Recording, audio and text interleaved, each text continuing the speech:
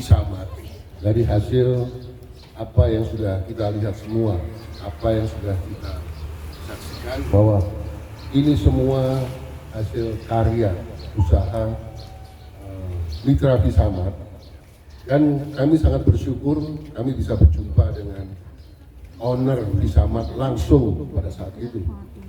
Pada saat saya harus lontang-lantung di Jakarta, akhirnya saya berjumpa, saya belajar dengan beliau hingga mendapatkan hasil yang sangat luar biasa.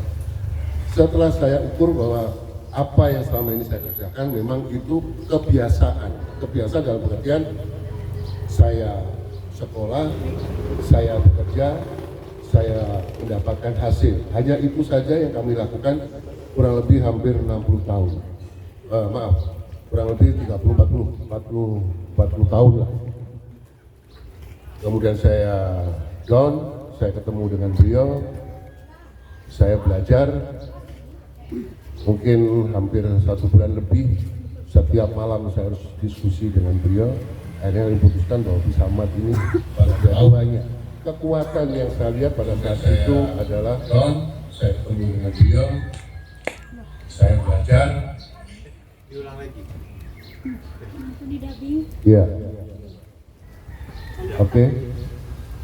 Jadi karena kekuatan bisnis ini ada di sembako atau rasa lapar tadi, bahwa beliau katakan bahwa pada saat kamu lapar, apa yang kamu cari? Pasti makan.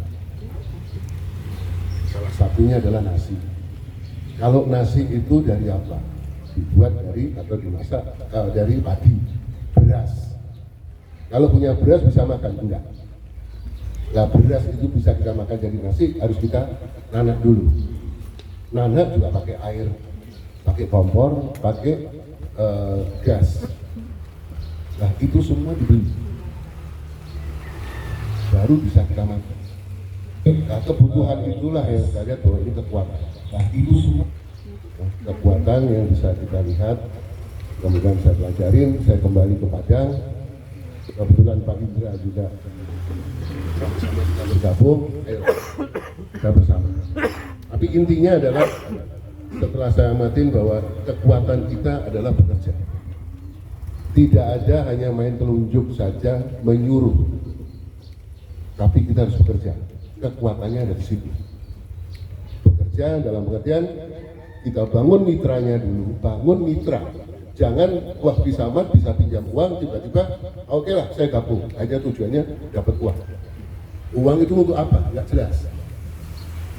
Ya, akhirnya buat yang lain, kejebak. Kemudian bangunlah mitra dulu. Kekuatannya itu adalah mengedukasi bagaimana mengalihkan kebiasaan belanja masyarakat yang biasanya di swalayan atau di mana, kita alihkan ke Samad. Ya, itu. Kemudian beliau katakan bahwa harus dibagi 7. Itu rumus. Selama ini saya lihat ini agak ketinggalan. Harus dibagi 7. 7 itu adalah 7 hari. Misalkan kita punya orang 30, mitra belanja kita 30, bagi 7, rata-rata 4. Hari Senin itu kita belanjakan untuk 4 orang saja. Jangan 30 kita belanjakan, kita drop Senin, Selasa, Rabu, Kamis, Jumat, Sabtu, Minggu, kosong. Habis kita. Belanja hari Senin 4 orang, antar barangnya, ambil uangnya, ke pasar lagi, belanjakan lagi untuk hari Selasa. Nah, itu yang dilakukan. Itu kalau itu tertib kita lakukan, itu pasti jalan. Saya pastikan jalan. Nah, sekarang kekuatan kita adalah bagaimana kita bisa menaikkan omset kita adalah di komunitas. Target utama sekarang adalah di pesantren, sekolah, RT RW. Tapi kan di pesantren kita sudah efektif sekali. Di Pekanbaru, Bahrul Ulum itu sudah 115 juta. Pada saat pertama ketemu, dia takut. Tapi setelah dia tahu sistemnya, langsung melonjak ya kita yang kewalahan. kita yang kewalahan harus mensupport. Dalam arti kewalahan itu memang kami dalam kondisi yang harus mulai mau bangkit. Setelah di atas kami jatuh, jet coaster jadi becak.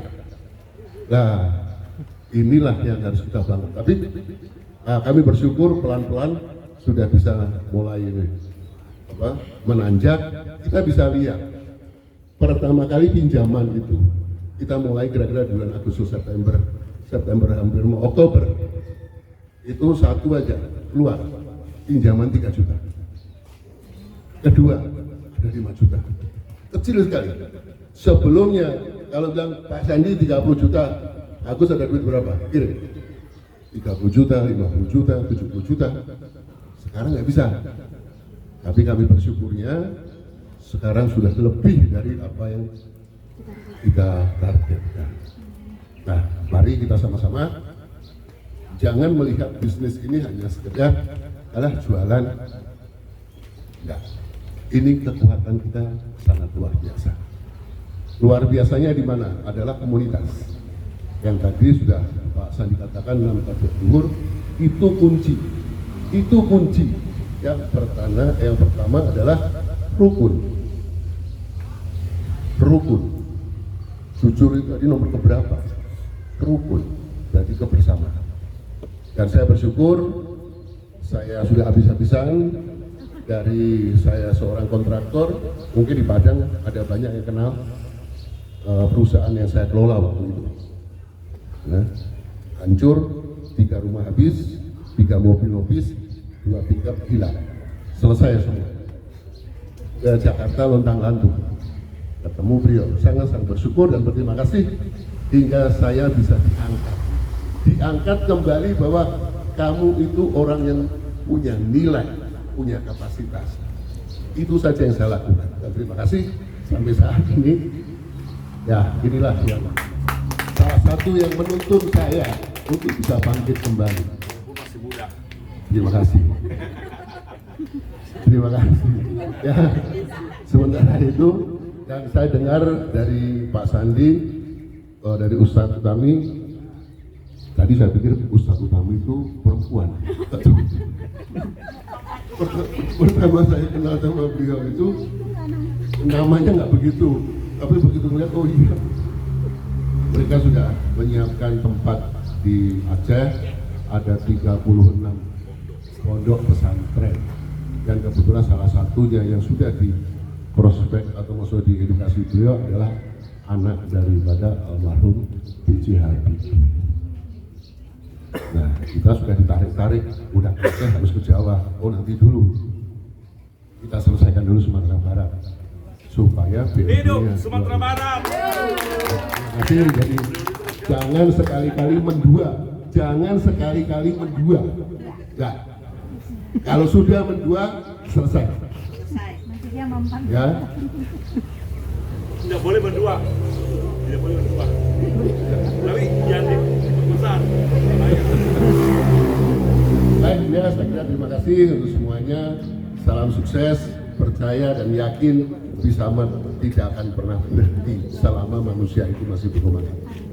Amin.